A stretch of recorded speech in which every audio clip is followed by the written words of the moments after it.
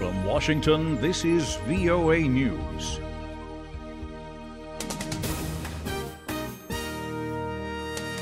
I'm Jonathan Smith reporting. President Trump has imposed new economic sanctions on North Korea. The sanctions target individuals and businesses. He made the announcement Thursday alongside South Korean President Moon Jae-in and Japanese Prime Minister Shinzo Abe, both of whom praised the action. This is U.S. Treasury Secretary Steven Mnuchin. Foreign financial institutions are now on notice that going forward, they can choose to do business with the United States or with North Korea, but not both. Also Thursday, President Trump praised Turkish President Recep Tayyip Erdoğan as a friend who gets high marks for running a very difficult part of the world. His praise for the Turkish leader came at the UN General Assembly, despite tensions between the two countries over the conduct of Turkish security officials toward American protesters. Hours before Trump met Erdoğan for talks, Erdoğan supporters punched and kicked three protesters who interrupted his speech at a hotel in New York. Voice of America television footage shows audience members pummeling a man as American security officers tried to hustle him to safety.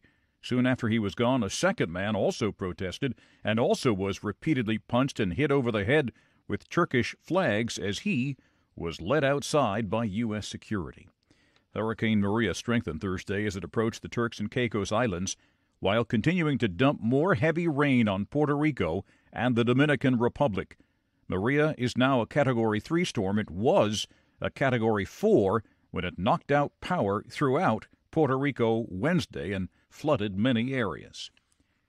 This is VOA News. Canadian Prime Minister Justin Trudeau told the United Nations on Thursday that his country has failed its Indigenous people. He said his government would do better to improve the lives of Aboriginal Canadians. He called Canada's colonization a great shame and promised to do more to help the nation's 1.4 million Indigenous people. Rescue efforts continue in Mexico City and in neighboring states following Tuesday's powerful earthquake. VOA Latin America correspondent Celia Mendoza has the latest. 273 people is the new death toll given by authorities to the public as the efforts to try to find anyone in any of the collapsed buildings continue.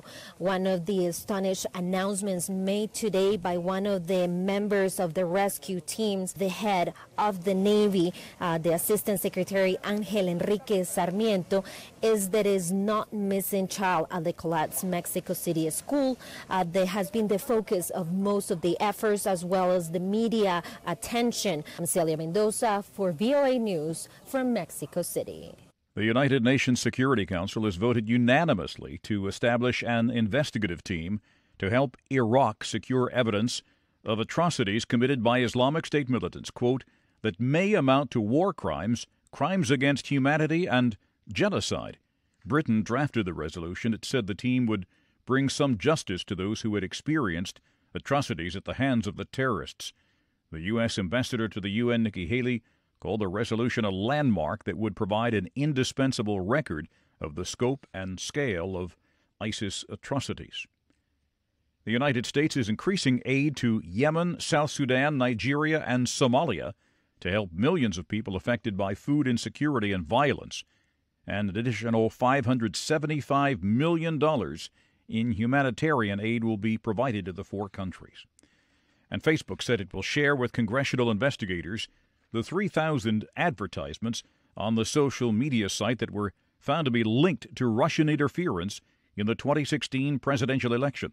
Facebook CEO Mark Zuckerberg made the announcement in a live broadcast Thursday and reiterated, that is, the company's cooperation with investigations by the Department of Justice and congressional committees. He said, when we recently uncovered this activity, we provided that information to the special counsel, and we also briefed Congress. And this morning I directed our team to provide ads we found to Congress as well.